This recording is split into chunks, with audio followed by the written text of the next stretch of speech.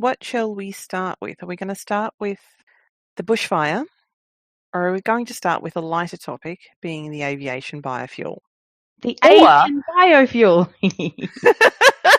Or we could always do the poison, because people are dumb and they eat shit that they shouldn't. Yeah? No, there was something that happened today that I was like, at. Palaszczuk. How do you Oh, spell her name? yeah, the Palaszczuk thing where allegedly she's not accepting the FIRIES money. Scott Morrison is the top search, apparently. Well, this is from yesterday. So, Courier Mail 10 hours ago. Premier Anastasia Palaszczuk rejects free money. Then later in the day, Premier pens letter to PM after fiery showdown over pay. She wants the money. She's angry that only New South Wales are getting it, but they reported that she rejected it. The first article that came up for me was from The Guardian, so I don't know what that says about me. And it says volunteers fighting bushfires in all states may be eligible for compensation, Scott Morrison says. PM says states and territories other than New South Wales will be offered access to the same deal during the Australia fire season, but it is quote unquote not about paying volunteers.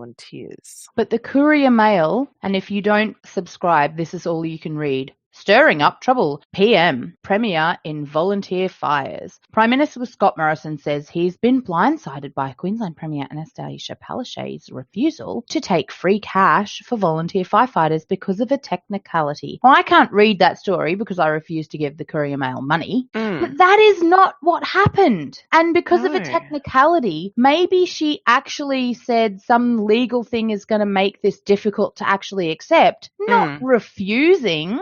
And then, I mean, 2 days ago on ABC News, it says Scott Morrison announces compensation payments for New South Wales volunteer firefighters. That headline, I mean, there's more to the story, but that headline says nothing about offering any other state money. It starts with saying volunteer firefighters in New South Wales will be able to apply for up to $6,000 in compensation from the federal government. Opposition leader Anthony Albanese said volunteer firefighters from all states should be able to access the financial compensation, not just New South Wales. Yeah, and so according to the Brisbane Time, Ms. Palaszczuk wrote a letter to the Prime Minister on Monday asking him to compensate our volunteer firefighters like he's doing in New South Wales. So who the hell is reporting that Anastasia Palaszczuk did not want that money? It is incorrect. It is such a lie. But and you also can tell the difference between... The compensation is only available to New South Wales. According to the ABC a couple of days ago, only available to New South Wales Rural Fire Services volunteers who are either self-employed or working for small or medium businesses, and who had been called out for more than 10 days this fire season. So if they're working for Westpac and they weren't called out more than 10 days, then they won't get the payment. So I think there's an assumption that your large business will pay you anyway, but a lot of these people would have taken time off during their annual leave. Yeah, so they've got their annual leave pay potentially, which they should be using to rest and recuperate from work, not go and do another job, which is probably more hard. Yeah. But Queensland here we is go. accepting Invitation open for other states. This is like halfway down the page. Mr. Morrison said he expected other states and territories to request the same support with a total cost of $50 million this year. I respect the premiers, I respect the fire commissioners in every state and territory, and I respect their judgment. They specifically have spun this in a completely anti-Labor way. Yeah. They've specifically let it dribble out in such a way that those stories could come out and be not 100% fake. So disingenuous. Yeah, I know. I mean, there is a heading a little bit further down. The Queensland government criticised the compensation scheme, with the state's Minister for Police and Corrective Services, Mark Ryan, arguing it should cover the entire country. The question has been asked, what about the South Australians and Victorians who've given up more than 10 days travelling at their own expense into New South Wales to fight fires, travelling to Queensland? People from everywhere are coming to everywhere to help. So, Seriously. We expect larger companies to provide their employees with 20 days of emergency services leave. I mean, and then the employee themselves has to go fight for that. But this is news.com.au after she's started rejecting it. This is how they're still reporting it. Claims Queensland Premier refused funding for volunteer firefighters. That's the title. So it still has Queensland Premier refused funding for volunteer firefighters, but just the first word is claims, as in somebody said something. And then in the first line of the actual article, Queensland Premier Anastasia Palaszczuk has denied reports she refused Morrison's offer.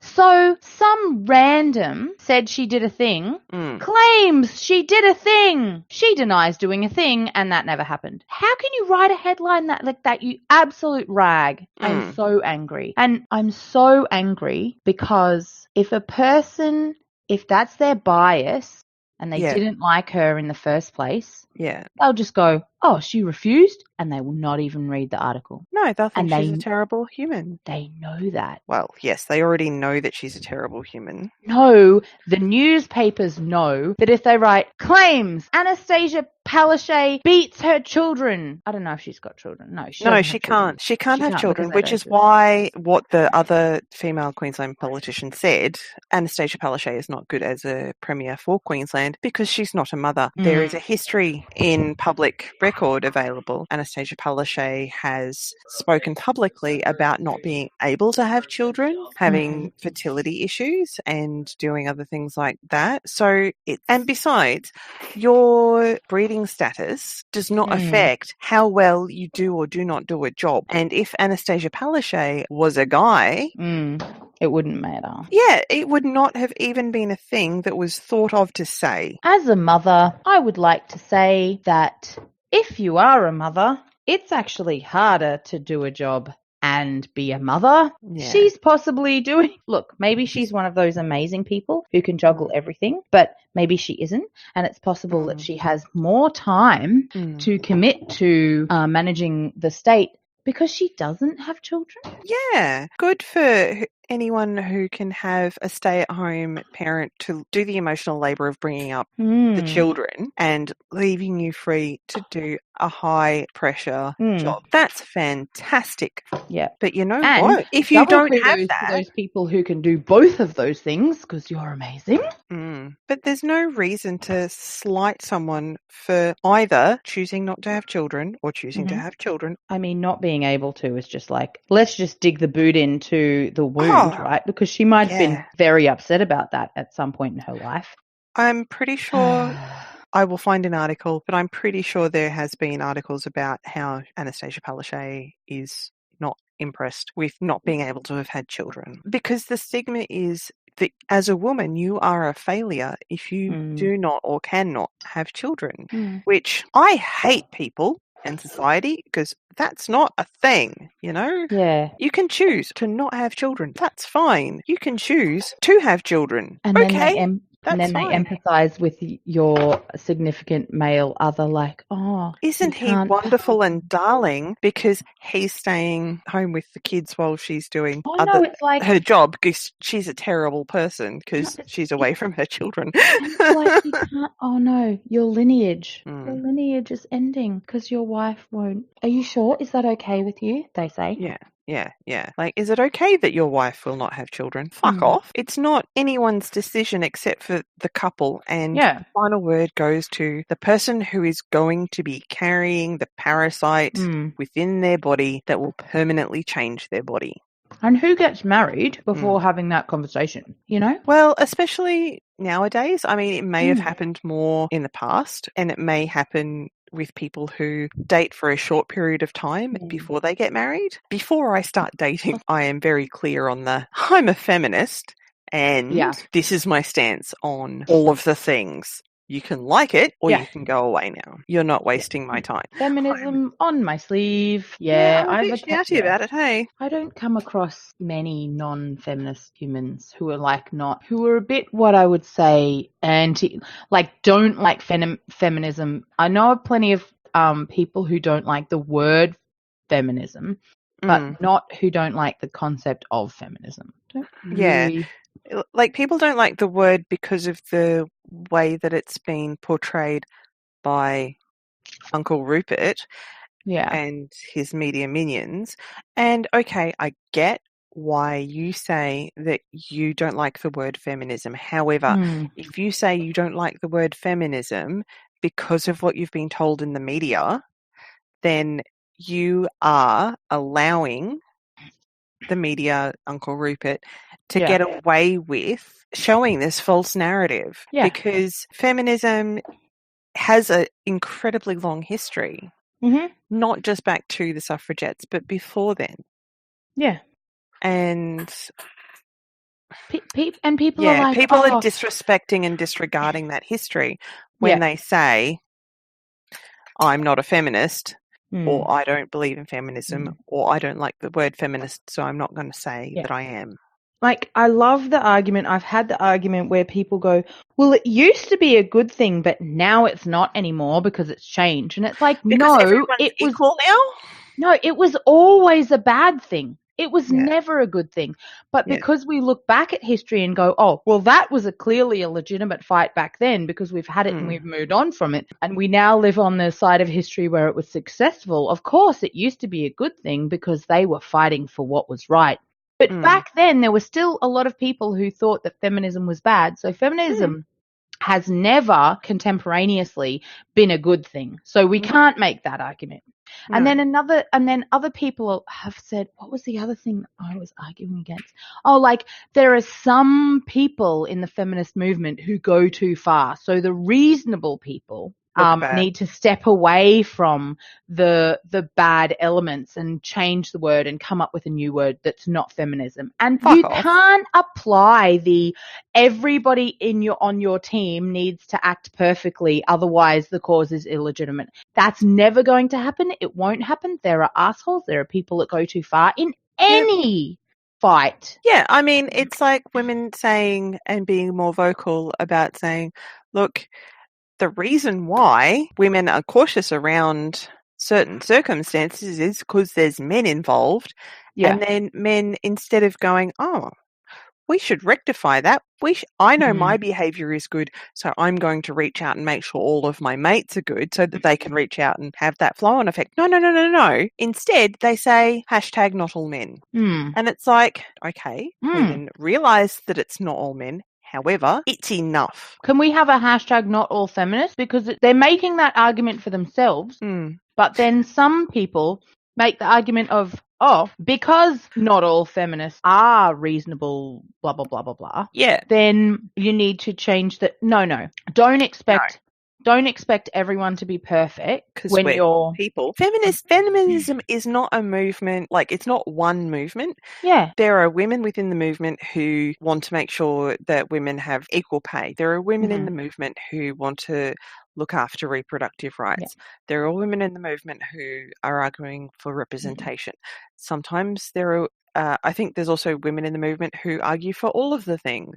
And that's totally fine. It is a movement that is looking at having all people equal. And it is a movement generally run by women, and where there's representation, the community is more equal and flourishes. The science again and again and again says, if we have equal representation and more women in power and all that sort of good stuff, society will flourish. But that's not something that is going to happen overnight. And people push back against quotas and things like that. And it's like, we've got to have some kind of way of promoting both men and women. But sorry to tell you this, guys, you're going to start losing out because it's not a fucking meritocracy yet. And if it was, it's not there yet. If it was, there would be more representation by and for women. Hey.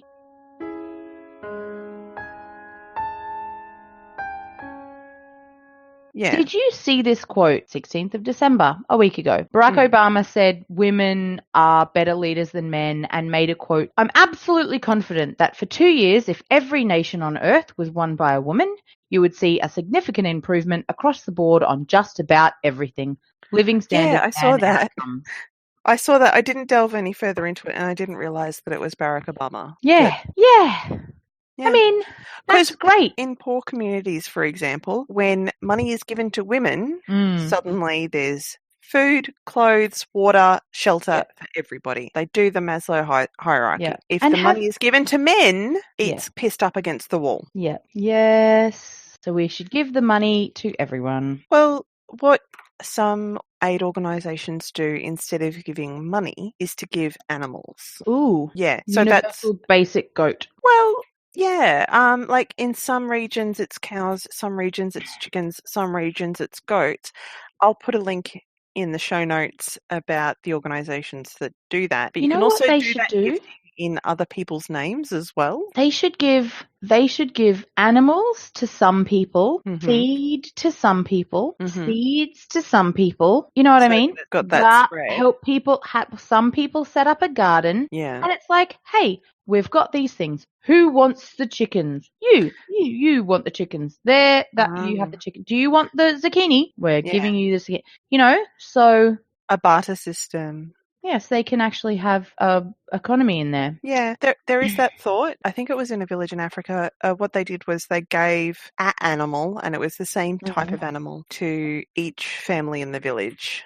Oh, that's nice. That's equitable. And some people just did milk. Some people did like cream and butter and whatever, and other people did cheese, and they all put their own thing, and then they were able to, sell their excesses, and they were able to, and I think some of them sort of fatted their animal to be slaughtered, but still you'd be able to sell that on. So and I think there was also selling the breeding rights with the bulls or the male animals as well. So it's definitely a useful thing to give a productive gift to a community, but there's also nothing wrong with giving the community money if there are checks and balances in place to make sure it gets used appropriately, which is why giving the money to women is more successful. The thing is, if you do universal basic income in a community, people don't work less. They work the same. The only people who work less in some studies has been shown to be high school students and new mothers. So everybody else works the same or more.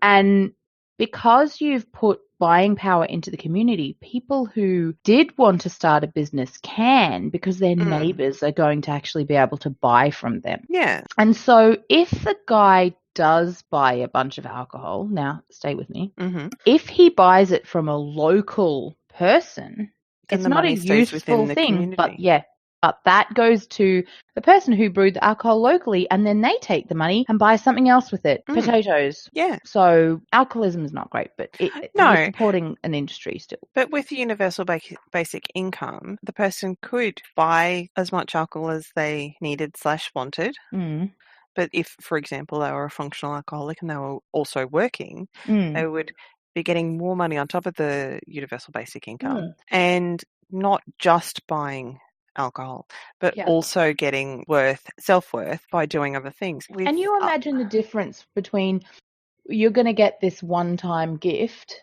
it's like a winning, or you're going to get this short-term support. Okay, well, I'll just wait until my life gets back in order because this is only a short-term support, versus here it is. This is going to go for the rest of your life. There's no waiting it out. There's like, okay, I'm going to start the rest of my life right now with this support. How am I going to invest? Yeah, what's the rest of my life going to look like, because I have this certainty. And not only that, everyone around me has it as well. So whatever I choose to do, they're going to be able to afford to come to my shop, to purchase my products, to use my services, whatever. And that would be amazing. If women ruled the world.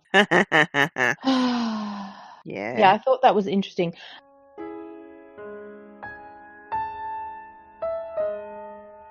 Have you ever heard Michelle Obama answer the "why aren't you running" presidency? No. Yeah. She's said something like, because we're smart. Oh, God, I love that woman. Yeah, it was because they're always asking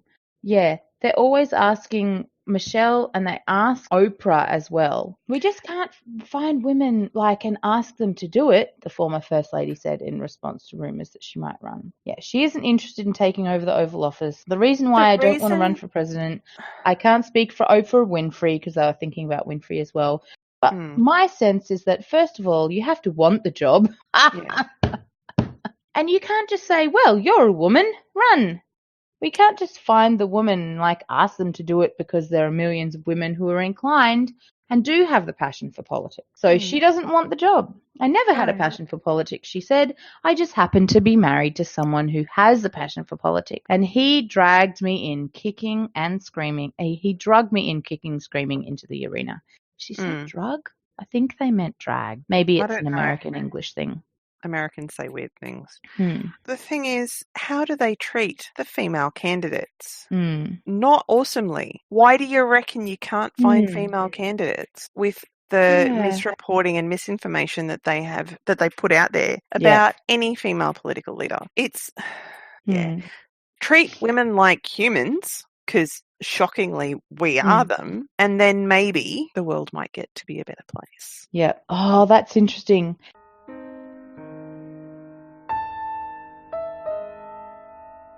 This article is old, and so this was before everybody really started running, and so the next paragraph down said, her comments came not long after California Senator Kamala Harris responded to speculation that she's considering a presidential bid for 2020. That's interesting because Kamala Harris was going okay, but she dropped out. Oh, why was not doing it anymore because she didn't get enough she didn't have enough cash. Her fundraising wasn't going well. Yeah, so I think she dropped out before she burned out. Yeah. I think that she did that because she's a senator and she didn't want to ruin her chances of being re-elected into the Senate, because I think if you hang on too long, so she probably you haven't been running for Senate, you haven't been convincing the people who might vote for you for Senate to vote for you for Senate. So also she had a bit of cash. She didn't want to blow all her cash. You can transfer your political donations onto different runs, and if she had burned through every cent, she wouldn't have had enough money to run for the Senate. So yeah, true. She had something else to do with it. Whereas other people that I'm following have nothing else to do and are going to blow every single cent, probably. That's unfortunate. Depends on when people actually start voting, it turns out that the polls are crap or accurate. Yeah. There's so many more beneficial things that could be happening with that theoretical money that's being thrown around in the advertising campaigns. They are pouring so much cash into TV advertising. Yeah. Bloomberg's spent $100 million on campaign ads. So he is so rich, and he has spent 10 times more than everyone else combined. Every second ad in the States at the moment must be a political ad. I mean, geez. Has to be. Interspersed with pharmaceutical ads, of course. Yeah. I've actually watched some streaming of public or cable, whatever, television over there. Yeah. It's disturbing how much pharmaceutical advertising there is. Ask your doctor if fentanyl is right for you. Fentanyl is right for nobody! I'm sorry, it was just an example. But yeah. No, but instead of opiates, they're giving people fentanyl. And they're giving it to them in such extreme doses. I'm like, that's the drug that puts people under for anesthesia. Except me, because I tried to scratch my face off and nearly clawed one of my eyes out last time I had that. So that was fun. But then again, bad. Morphine makes me stop breathing. Yeah, don't do that. Yeah, I heard that that's bad. Yeah, I think I want you breathing. It's easier to talk that way. This is true.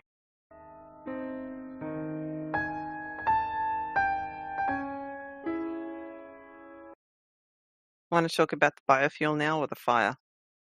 Biofuel. Well, we kind of also talked about the fire.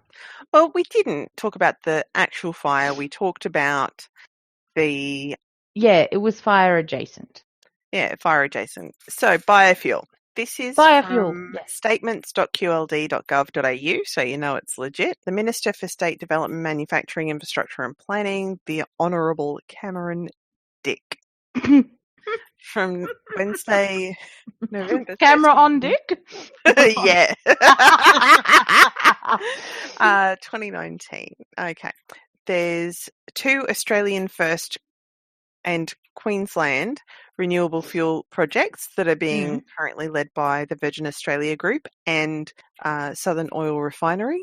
They were recognised at the National Bioenergy Innovation Awards in Brisbane in November. The article sort of goes more into that. So it's the first time that this has really been done to use biofuel in aviation, because jets use a lot of fuel. They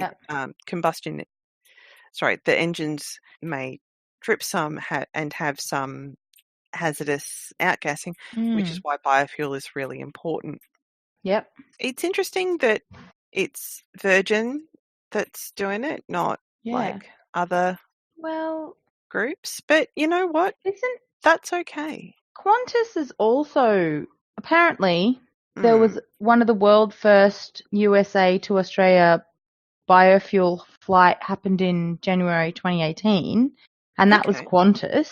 So Qantas Future Planets want to be the forefront of the development of aviation biofuel in Australia. So they have been working on it for a while, but I think maybe... Yeah. According to travelweekly.com.au, this is the first time that sustainable aviation fuel was delivered through the general fuel supply system at any airport in Australia. Yeah. So it makes Brisbane Airport one of the few airports globally where this has happened. See, there's a difference between biofuel and sustainable biofuel. So that... Well, see, this is sustainable avfuel, not biofuel specifically that they're talking about. Yeah. But as a result of the trial, biojet, so that's the bio avfuel, has now been used to fuel 195 domestic and international flights departing from Brisbane Airport, travelling more than 430,000 kilometres to destinations across Queensland, Australia and around the globe. Cool. Biojet has lower carbon emissions compared to fossil jet fuel. Yep. Jeff doesn't have fuel. Jet fuel? Oh, damn it. Jet fuel. He never fills up the car when he uses it.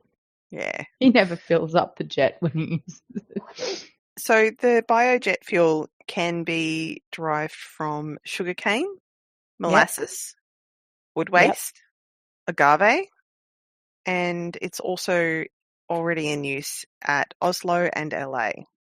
Agave. Cactus. Yeah. What I worry about with biofuel is, yes, it needs to be sustainable because we can grow a whole bunch of wheat and grind it down and turn it into ethanol, but it uses a whole bunch of land. It does. We need too much of it to actually produce the amount of... There'd be no way we could get all of our fuel requirements for that. We best find a new way to make electricity. Now, obviously, you're not going to have... Well, what about the solar power? So there's been crops, I think it was in California, grown under solar panels, and they had a higher yield because they were less likely to get preyed on by birds. They received shade from the midday sun, which so that they didn't die, and so they needed less water and resources generally that way. I think that they were like something that you pick by hand, like tomatoes. You can't have a wheat field where you can't... How are you going to get the wheat out in between the solar So you use a smaller tractor. Okay.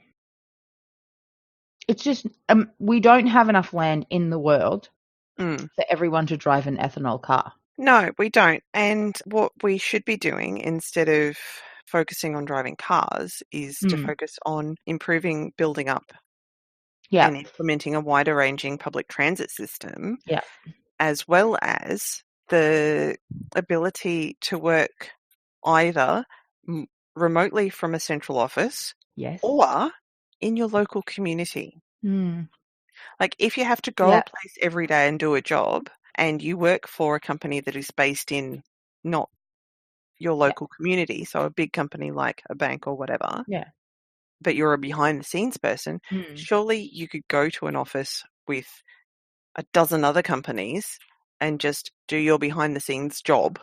Yeah. I mean, there are some things where you need to be there. Teachers Like meetings and need to go there. Yeah, teachers need to go there. Probably need to be a physical presence in the room. So yes, but that's not what's to say stopping? Why can't you be a teacher in your local area? they didn't get a job in their local area, so they needed to get a job over there, and they wanted to move closer, but the house prices were too high in that area. Or, but I mean, the other thing is, okay, for example, I work across town, but it's not in the middle of the city. It's actually across town. But if I wanted to take public transport, I would have to go into the middle of the city and then out again to where I work. Because we need to spiderweb the public transport rather than have it go into a central nexus. That's right. So and I guess they're trying to do that a little bit with the Cross River Rail tunnel, but I don't think they're thinking big enough. And not only that, yes, you have these massive buses. Okay, it's good to have a huge fleet of buses so that one driver can potentially drive 52 adults into the city at once when it's a huge, huge amount of people. But that person doesn't necessarily need to drive that same bus around all day long when there are 5 people in the back of it. Yeah. Maybe they could actually go back to the depot after peak, transition to a smaller vehicle. Well, they may actually be doing that. I don't know how that works. They may be transitioning from, because you can't have someone like everyone who drives a peak bus driving a bus all day, because, well, A, they need breaks, and B, you don't need that many buses during off-peak period. Yeah, that's true. But you may need more community buses during that period. Yeah. Maybe what the answer is, self-driving buses. And sorry, bus drivers, we'll give you universal basic income and you'll find something else to do. You'll be driving instructors, or you won't even be that because there'll be self-driving cars everywhere. But you know what I mean? Like, if there was... Maybe not self-driving buses, but as you were saying earlier today, the smaller buses that go sort of a bit further off the beaten track, not into really back streets. Only if they need to. Yes, only if they need to. So having an accurate app system with anonymized aggregated data or real-time... Where you could hail a bus. Ping, please stop here. Or please come off the beaten path. Yeah.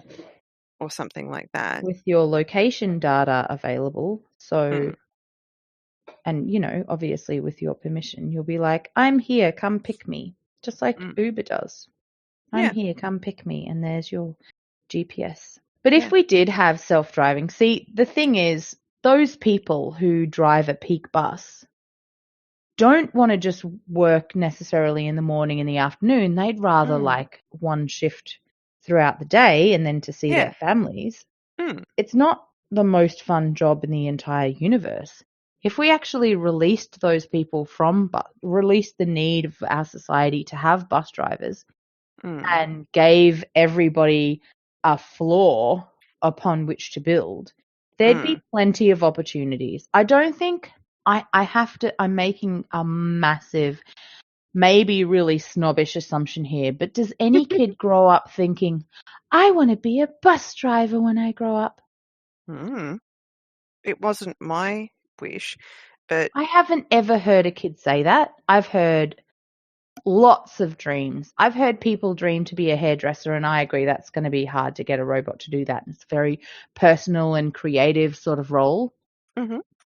But I have never heard somebody wish to be a bus driver. Then again, I'm not sure I've heard of anyone who wants to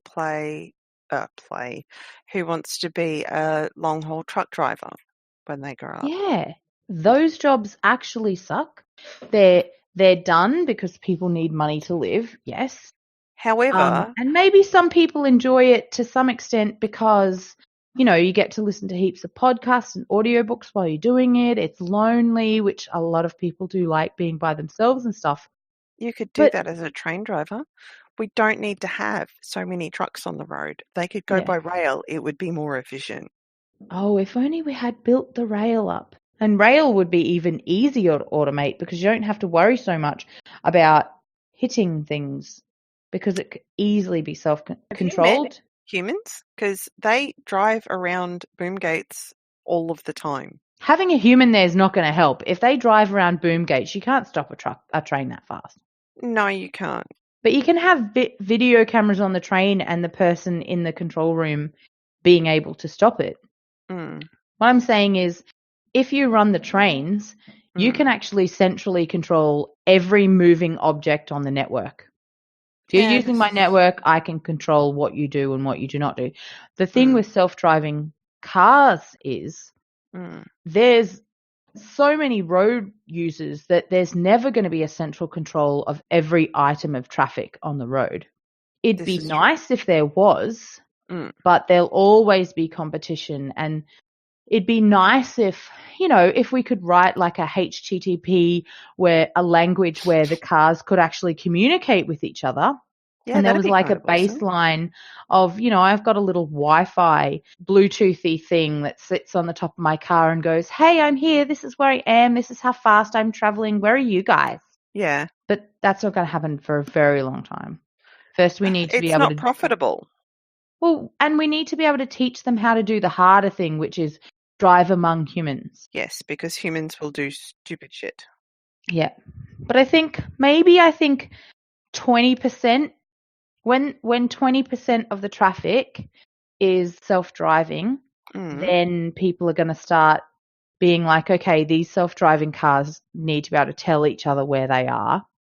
Yeah. And then once that happens, and then once you get most of the human actors off the road, even human cars could ping out what their drivers are doing. Hey, being driven along here, over the speed limit. Sorry, everyone. Watch out. Yeah. Yeah, that is an idea. Yeah, I guess my bias is that I take public transport places or I get lifts with people most of the time. So, yeah, I think that I don't think about driving or personal transport in that way because it's something that over the last few years I've not needed to or wanted to rely upon.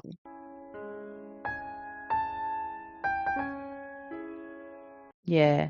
Let's talk about holidaying wealthy white guys. We could talk about white guys who are wealthy who holiday, or we can talk about firestorms. Oh, the entire country burning down. Yeah. While wealthy white guys go on holiday. Yeah. Like the fires in New South Wales are so intense. They've got their own subclimate. Oh my gosh. Yeah. What? Oh, that's true. Oh my goodness me. Yeah, it's hard to believe just saying it. However, when your country's highest power says that there is no climate change, that these types of fires happen all of the time and there's nothing to worry about, it's time to start a screaming emergency.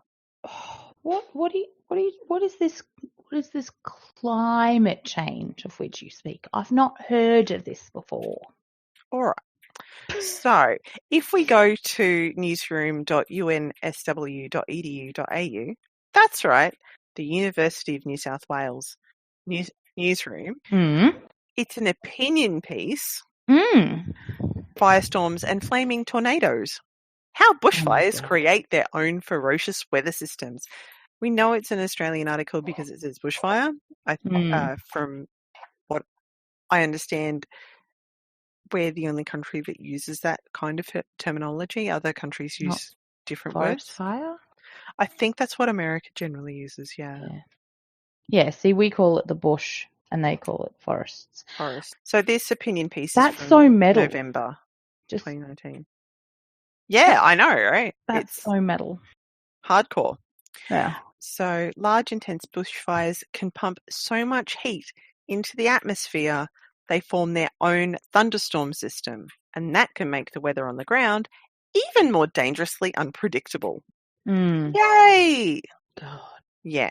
So this was from November. So before the worst of the worst was starting to happen, if we go to The Guardian, Climate of Chaos, this article's from the 21st of December, the suffocating firestorm engulfing Australia.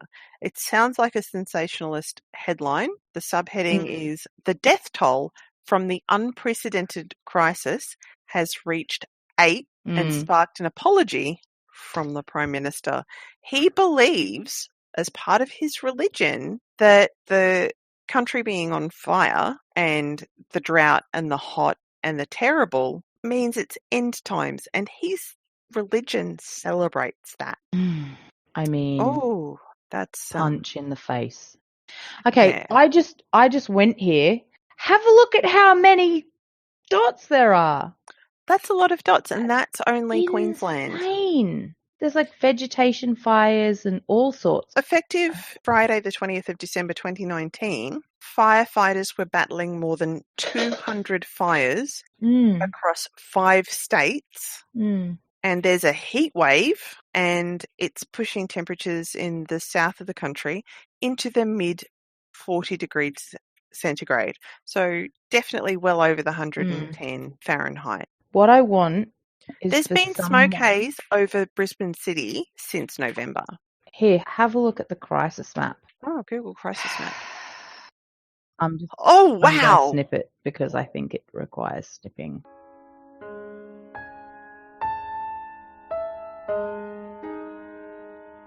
There's been a couple of documentaries on Netflix recently as well. There's one called Fire in Paradise. Yep.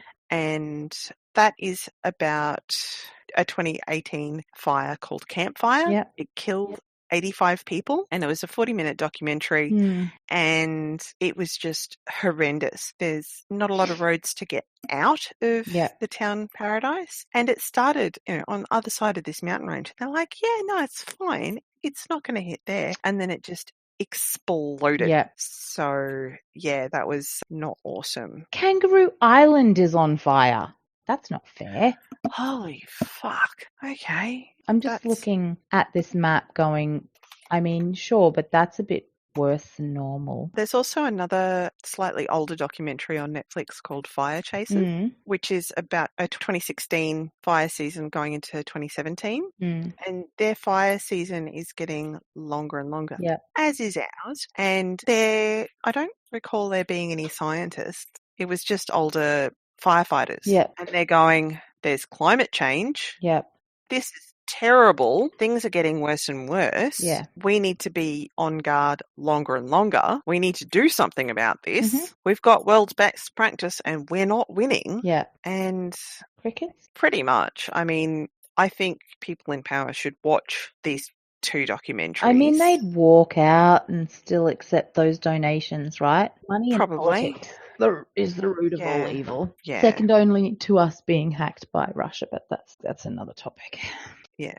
A lot of the people in these documentaries have PTSD from the fires. In the Fire Chasers documentary or docuseries, they don't have enough people coming into the fire service, so they're training prisoners. I mean, low risk prisoners, and it's to do a rehabilitation. Look, I'm glad for the prisoners, but you don't use those people like that. Not unless they want. I mean, maybe they do want. I think it is a voluntary thing, and it is definitely a rehabilitation. If you muck up, you're out. And I don't know that you'd get another chance at it. Because it's a high trust, very low security. You are not treated like a prisoner. You're treated like a person. And you're taught how to do firefighting. So you've got a useful skill when you leave. The devil is in the details on that one, because that could be very exploitative or it could be amazing. The way that it's portrayed in the docuseries is very empowering to the people involved. It may be different in real life. I don't know. I have not been there and experienced it. But from the docuseries, it does look incredibly positive and and an empowering situation that they're putting the prisoners into. I met a firefighter once. He had a lot of free time on his hands. Yeah. And that's good though. He used to carry around his ID so people didn't think he was in the army. Why? Girls, because girls we lived in Townsville for a period of time. Girls are really wary. They're like, are you in the army? No. Okay, then I'll talk to you. Are you in the army? Yes. Bugger off. Some, yeah, because they don't necessarily, if they are locals, which they normally are, they don't really want to be dragged around the countryside all the time. Yeah, no, I can understand that. I mean, it would suck. From experience, yes. Oh, yeah, as a child, I didn't have a choice as to whether or not my family moved. Black Saturday. In the docuseries about the California fires, they're like, oh, the fire's coming at us. Let's go onto the black. That's safe. Yeah. And here am I screaming because it's not fucking safe because the dirt burns. Yeah. Yep. As what happened in Black Saturday and what is probably happening right now. Yeah. But I don't have that immediate information because the fires haven't stopped. Yeah. So no one's been able to go back and take stock. Yeah. Yeah. When the fire season is over this year, it'll be very interesting to see some nice high-res maps of exactly what burned down and how much carbon we lost and do some of that measuring because with the Amazon last year or earlier this year in our winter, so much of the Amazon was lost and now so much of Australia is burning to the ground. That's carbon. That's going in. And the same thing with California. Every time they try to save some carbon with their better laws about cars and all that sort of stuff, it just goes up in smoke in bushfires anyway. Yeah. So they're not bringing it down. Now, obviously, the human element sort of bringing it down because it's better than doing nothing, but they're not neutral. Yeah. Bushfires are normally considered carbon neutral. Oh. So normally they're rejuvenating, but now it's not going to regrow, they're saying. Potentially not. Or it's not going to be as effective in storing carbon. And because of the worsening drought conditions. Yeah, because if it doesn't rain afterwards, they're not going to rejuvenate. Wow. So the Amazon fire was estimated at 906,000 hectares were lost. A bushfire season began to take hold in late August 2019 throughout Australia. 185,000 hectares have been affected by ongoing bushfires across Victoria. A large fire in November at Gospers Mountain in the Wollemi National Park had burnt over 496,976 hectares. That's just in that national park. Guardian. The total burned area, this is according to Wikipedia, the total burned area currently is 3,700,000 hectares. According to The Guardian, 7 days ago, it's 4 million. So as the date changes, this was Tuesday, the 24th of December. So 4 million. So that Amazon fire that was worldwide famous was 900,000 and we've got 4 million. Yeah. So we've got more than 4 of the Amazon fire. And if you recognise the name Wollemi National Park, that's where the Wollemi Pine is. It is a prehistoric tree and the location has been kept secret. And so far from the news report that I've found, it hasn't burnt yet. Oh gosh. Wollemi. Yeah. WOLLEMI, Whiskey, Oscar, Lima, Echo, Mike, India. Wollemi Pine. Classified from the age of dinosaurs. Endangered. Yeah. Wow. There was only like a few dozen initially, and then they were propagated, and now you can buy them at Bunnings. December 4th, which is really safe good. For now. I don't think I've seen anything more recent than that talks about it. They were probably like, go there and put lots of water. Oh, that's so interesting looking. Oh, yes, and they're propagating them. Yeah, it is a really interesting looking tree. Surrounded by cages for their protection. Yeah, because people are shit. Yeah.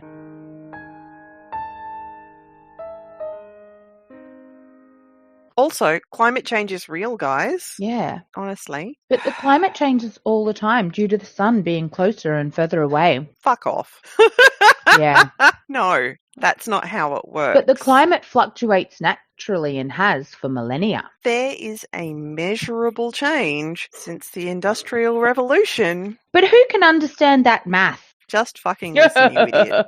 These are the real arguments, though. I know! Somebody sent me a thing. Oh, I'm not going to explain it. Watch this video. And then they show you the complex mathematical equations. They're like, oh, no, that's too complex. Yeah. Okay, so you can't do math. Clearly, it's wrong. Oh, my God. You don't need to know everything. Like, I'm not a scientist. No, you aren't a scientist. But you know what? I'm not a doctor. But when my kid looks ill, when I feel sick, I take myself to the doctor. I listen to their advice and I follow their instructions. Yeah. The I'm not a scientist line is so crap. And I have not ever heard somebody shoot them down for making such a pathetic argument. How dare you make such a weak ass argument? Well, look, I'm not a doctor. I can't tell you if vaccines are real and how they work. No, you cannot. I think they cause autism. No. But no, you can't say I'm not a doctor and then try and give a medical opinion. But you can look at the number of people who used to die from the measles every year and go, well, that's reduced. And the people who were negatively affected by polio being permanently disabled or dead. Yeah. I will say one thing, though. Vaccines lead to climate change. We didn't have so many people. This is true. We should let them die. Medical science has led to climate change.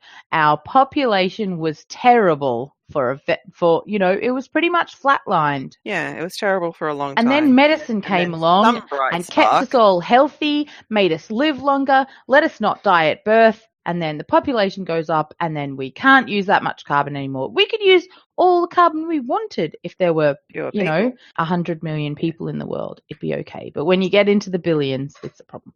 Yeah. Can I pick? No. If there's medical science, everyone needs to have it. Oh, okay, fine. Soz. What about the people who are anti-vax? Surely they can't have it. Yeah, but if one of their parents is vax and one of their parents is anti-vax. Well, then they're vax. It's fine. That's how it works. The world population is 7,754,115,000 and in the 50s, in the 60s. Wow. In the 70s. People need to stop breeding. In the 80s. And by the time we publish this, it's going to be a lot more. Yeah, because people have babies all the time. Because birth control shouldn't be a thing, and abortion shouldn't be a thing, and scientifically proven and sexual health care shouldn't be a thing, and holy cow. Yeah. What is wrong with humans? Let's have a look at this graphy-waffy. Where does it really... Second agricultural revolution really started shooting up. Industrial revolution shooting up. Invention of the aeroplane. The what engine? Railroads. Germ theory. So it was going pretty fast. And then germ theory. And then nearly a straight line up. So, yeah. I mean, throughout history, there's people who have said, you know what? We should totes wash our hands and stuff with clean boiled water and use clean bandages and things. But it sort of didn't really take off until fairly recently. You know what makes me really surprised is that the women in the kitchen would clean the pot, but the men with the flume would not clean the knife they used to cut someone open and bleed them out. Why would you do that? The women in the kitchen who are preparing the food are boiling off the clothes that you wear and scrubbing off the pots that you use to cook with. But the medical professionals aren't wiping down their knives. Yeah, why would you wipe your knife? Why would you clean a pot? You know everything. If somebody is over here cleaning a pot, surely cleaning stuff is a useful thing to do. No, that's women's work. That's just weird. Yeah. I mean, obviously we know what rotting is, but we don't understand that humans are made of meat too, and if you leave blood on there, it's going to rot. Yeah. Weird. Yeah. Not good.